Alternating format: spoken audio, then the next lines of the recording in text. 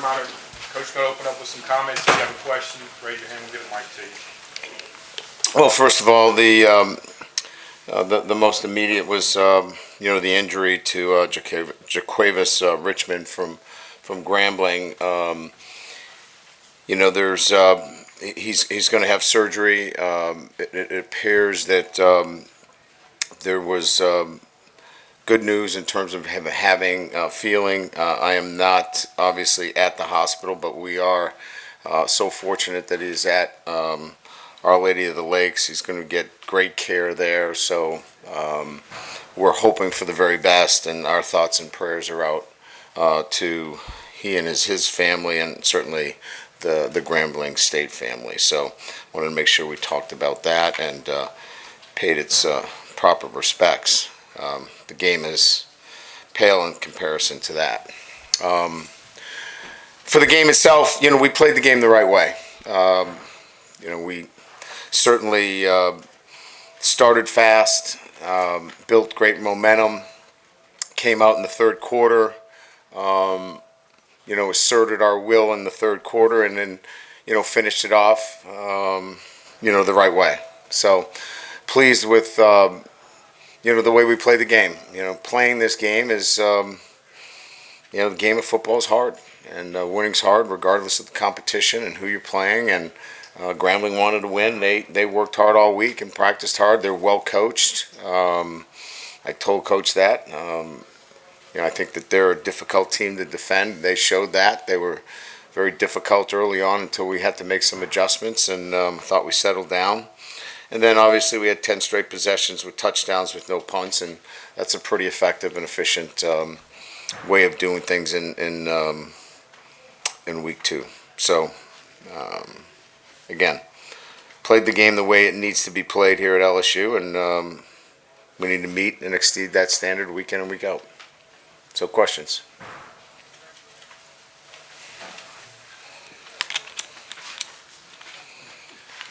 Brian, the first 3 defensive drives where Grambling was able to move the ball, and there was some big plays. What do you think was maybe going on with y'all defensively in those, and then what did you do to address it the rest of the game? Well, twice we were in dime personnel, and they ran the ball. So, you're looking to take away some things in the passing game, and you're vulnerable in the run game. We got out of dime and went into our Buffalo package, which was 4 D linemen, and that took care of that situation. Just noticed that Mason Taylor went out early in the first half. Just where ankle sprain. Okay. Yeah. Thank you. Yeah, Logan Diggs getting the start, and I guess how effective he was very effective. Let's talk about his game, please. Yeah, we knew what we were getting with Logan, and he played for me at Notre Dame, and I knew what we were going to get from him. It just mattered of getting him healthy. We weren't going to play him unless he felt really good, and he felt good, and he had a good week of practice. And look, you got to prepare the right way. He prepared the right way, and he was ready to play. And I think we saw the kind of back that is going to help us. And I thought Caleb brought a toughness and physicality to our running game as well. And we get John Emery back next week. We think we've added to that position where we should have a real effective running game. I feel like you talked a lot about energy and effort last week, and on special teams, at least tonight. Yeah. Womack was just unbelievable. It seemed like really you guys kind of stepped it up in that regard.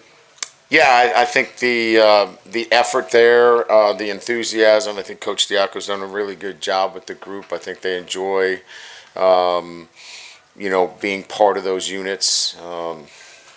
Tonight was an interesting thing. We had to change some numbers around and be careful that we didn't have duplicate numbers. But it's still about a want to and a desire to play on special teams. And I think our guys have really grasped that, and they want to be part of it. And the kickers are really good.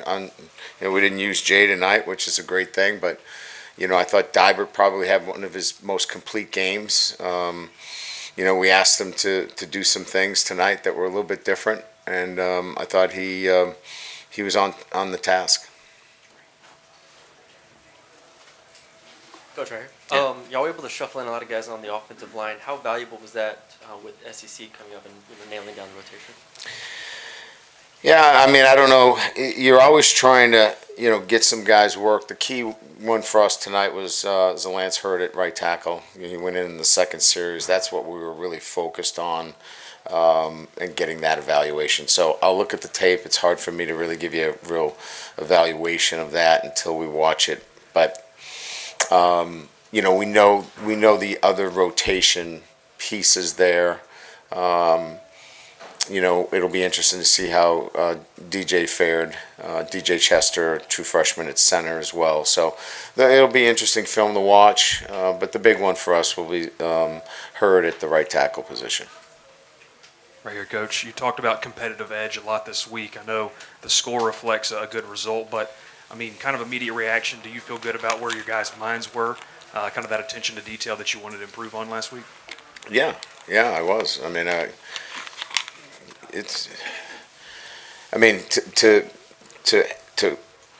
have 10 straight possessions to score in this game, when somebody doesn't want you to score, is really hard. You have to execute at a very, very high level. That doesn't happen very often. I've been doing it for over 30 years. You have to have focus. You have to have an attention to detail. You have to have playmakers. You have to have guys making good choices, good decisions. Very few penalties, miscues with that first unit in particular. I mean, look, are there things that we have to do better? Absolutely. And the competition picks up. So I'm not going to leave here going, hey, we've got this thing figured out. I mean, the competition is going to be steep. We're going to go on the road. We got to tackle better on defense. We missed too many tackles.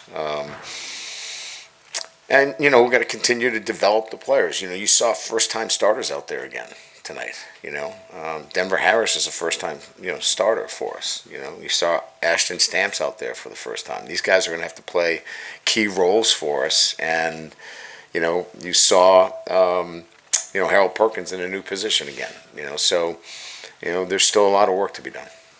Coach, right here, you mentioned Denver Harris. What has he done over the last week or two to sort of, I don't say earn your trust, but like earn that starting role? Yeah, I think that's probably a good use of words. I don't know if he's got there yet. He's working on it. He's making progress. There's a lot of work to be done, but I'm not going to put a guy on the field unless he is committed to our process. He is not there yet. But I don't know if there's any one guy I can say in our program has got it down yet. But he is committed to it. So if you're committed to it, we're going to work with you. It's the guys that are not committed to it, the guys that don't want to do the little things the right way, that we're going to let you figure it out. And we'll let you figure it out watching. He tried that. He didn't like watching.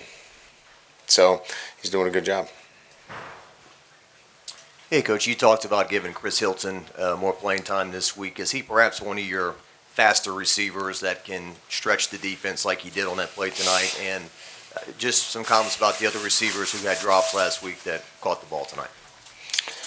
Yeah, it's another week, right? I mean, certainly the previous week, those guys were reminded all week about, what they didn't do. So, they were certainly wanting another opportunity. But as it relates to Chris, I think where Chris is that he does not want to be the guy that stretches the field. He wants to be a complete wide receiver. And he does have speed. There's no doubt about that. You're absolutely right. And I'm not saying that he can't do that for us, but he wants to do much more. And for him to be on the field, he's got to catch the ball consistently. And that's where he's making the biggest strides. He's been a much more consistent ball catcher in practice. He's been more consistent. He had a great week of practice. He was not feeling well. He was actually sick this week, and he did not miss a practice. So we're seeing that kind of sandpaper, grit, because as you remember, with Chris, we lost him quite a bit last year to injury. And, we're seeing the growth of a receiver that's going to be able to help us this year. The other guys, they took that and saw that they needed to really work on that, and I thought their focus was much better this week.